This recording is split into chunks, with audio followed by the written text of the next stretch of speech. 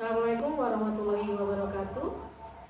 Salam guru penggerak. Perkenalkan, kami di sini calon guru penggerak angkatan 11 Kabupaten Lampung Timur dengan saya Chandrawati Liani dari UPTD SMP Negeri 2 Waibungut. Saya Anindya Indrawati dari UPTD SD Negeri 2 Tegalyoso. Saya Susi Susanti dari TKA Batam Madadi. Kami di sini akan melaksanakan demonstrasi kontekstual modul 2.3 coaching untuk supervisi akademik yang terdiri dari supervisor, coach, dan coachee.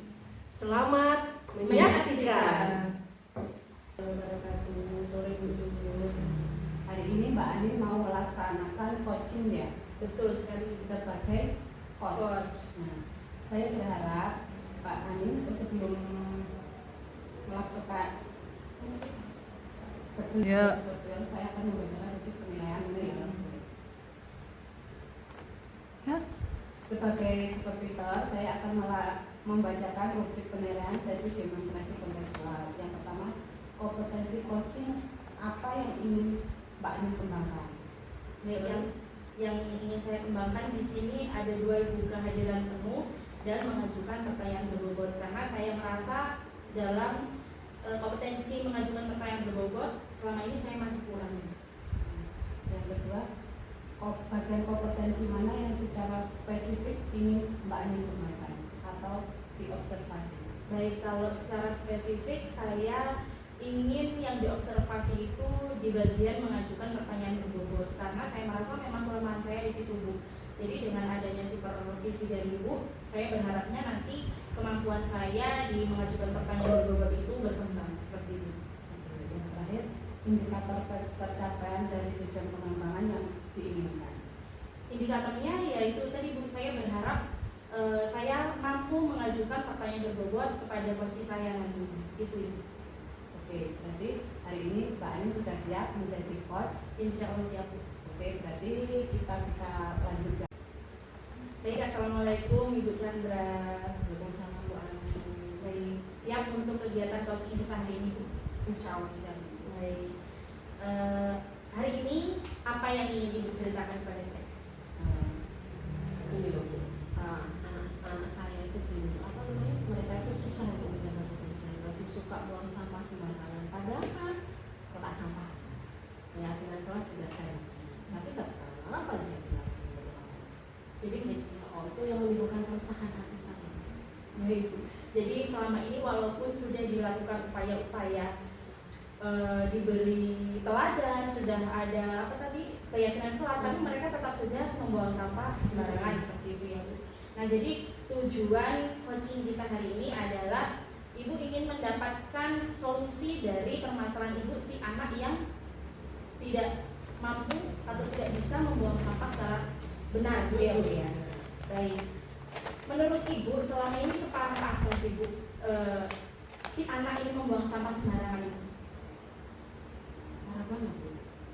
Jadi anak-anak nih gini, kalau dari kantin gitu ya, maksud saya selalu himbaukan kalau dari kantin ya, kalau di tengah jalan itu sudah dia makanannya sudah habis, ya bungkusnya itu ya dibawa gitu, nanti kalau ketemu kotak sampah baru dibuang. Itu enggak, dia habis di situ ya buang di situ, atau pas makan itu ngumpul di mana gitu, padahal di situ dikasih ada kotak sampah, enggak, dia buang di situ juga. Atau kalau di kelas makan pas di kelas buang, taruh bungkusnya di kotak lain. Jadi kotak lain itu saya bukan kotak tapi sampah. Baik, Ibu, jadi sudah lumayan parah ya Ibu. Baik, menurut Ibu di sekolah Ibu ini ketersediaan kotak sampahnya bagaimana, Bu? Apakah sudah memadai atau belum? Ataukah ada yang perlu dibenahi, Bu? Kalau ketersediaan kotak sampah itu cukup loh, hampir semua, bukan hampir, semua di depan kelas itu ada. Kemudian di tempat-tempat umum, misal depan perpus, depan lab, kemudian dekat musola, bahkan di tempat-tempat anak yang suka duduk pas istirahat itu kami sediakan kotak sampah. Maksudnya seperti itu, untuk biar anak itu kalau habis makan ya dibuang kotak sampah, tapi itu tetap di sini. Tetap tidak mau membuang sampah di kotak sampah itu tadi ya, Bu. Jadi tadi sudah melakukan upaya diberi teladan, kemudian keyakinan kelas. Kemudian menurut Ibu alasan atau yang menjadi pemicu mereka ini tidak mau membuang sampah dengan benar itu bagaimana atau apa, Bu? kurang kesadaran diri akan pentingnya kebersihan. Jadi mereka belum sadar bahwa kalau membuang sampah itu, kalau membuang sampah tidak pada tempatnya itu akan banyak dampaknya. Jadi mereka kurang sadar dalam proses. Seperti itu. Kemudian dari tadi yang Ibu utarakan bahwa mereka ini kurangnya kesadaran diri dari efek-efek membuang sampah secara sembarangan gitu. Selama ini bagaimana Ibu ini mengedukasi anak-anak? Sudahkah anak-anak ini diedukasi tentang dampak membuang sampah sembarangan ini?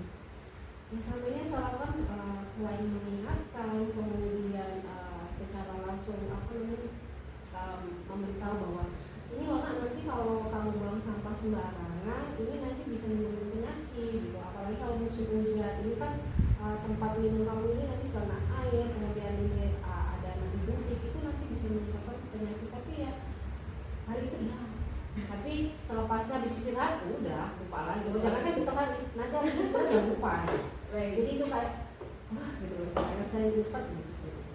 Sebenarnya segala upaya itu sudah dilakukan ya.